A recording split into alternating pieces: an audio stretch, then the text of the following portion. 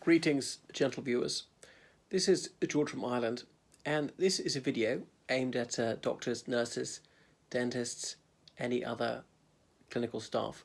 And this is just my take on how you should interact with patients. I'm someone with no medical training, no background in those sort of sciences. So, what I think is an ordinary patient. Well, important thing for most patients, I think, is to speak to us in plain English, not medicalese. Don't assume that we know things. There's a bit of the Dunning-Kruger effect going on. You're mingling with other clinicians all the time, and you might not realise just how far above average you are in your knowledge of these things. So I remember a doctor several months ago, he said to me something about the anterior of the heart. Now, I happen to know that anterior is the front, but most people wouldn't. So you've got to use the ordinary word that's most likely to be understood. And obviously some doctors and nurses are superb at doing that, but just bear that in mind. Don't assume that we understand these terms of art. You're accustomed to seeing things that the man on the street is not. The sight of blood doesn't faze you. You see it all the time. I remember a nurse took some of my blood, and then that was finished, and then I looked, and there it was on the table in the vial, and it threw me. Felt a bit upsetting.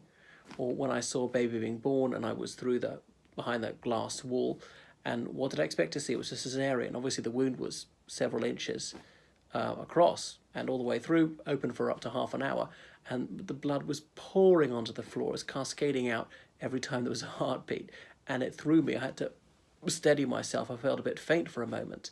So obviously you can't prevent the sight of blood in that situation, an operation, but just in other situations it's possible to keep it out of sight, do, because as a layman I'm not accustomed to that sort of thing, and it upsets me more than you'd realise. You too probably had some difficulty with it and just developed a tolerance because you're unshockable, you're used to dealing with that every day.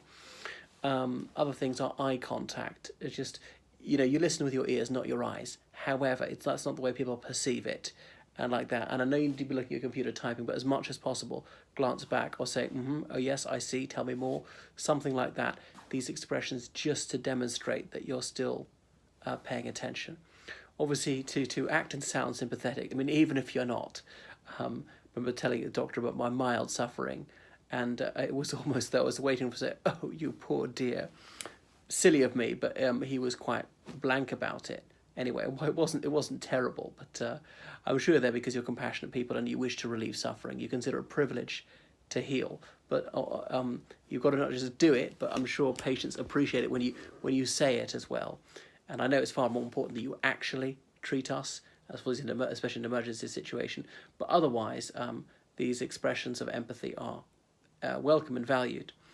Another thing is, don't assume relations between people. You see a 18-year-old girl walking in with a middle-aged man, and don't say, right, okay, so you're here with your dad. Ooh, it's her boyfriend, and you just made a big mistake there. Or the other one, or you misjudged their age, because she could have a boyfriend who's 25 years older. Or in fact, the person's much older, much younger than he or she looks. And you are. As a wise GP pointed this out to me, you get them to say who they are in relation to each other, as in uncle, niece, whatever, their cousins, their partners, whatever it is, and using their terminology so they're comfortable with that. A bit of formality. I will always address the doctor as doctor, whoever it is. Sometimes they call me by my Christian name. Now, that doesn't bother me one whit. But in the senior generation, some people feel gauche when they hear that, and they prefer to be called by Mr. and Mrs. They were brought up in a different era where people were a bit more formal and distant, and they'd appreciate it if they're addressed by those names. It's no hassle, does make your job one bit more difficult, but it just ensures better relations with patients. They're more comfortable.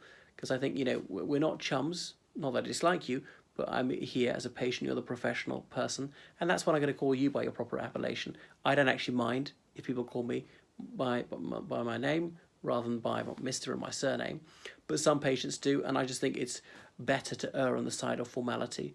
No one's going to mind that, even to then say, no, please call me George. Well, that's my take as an ordinary patient.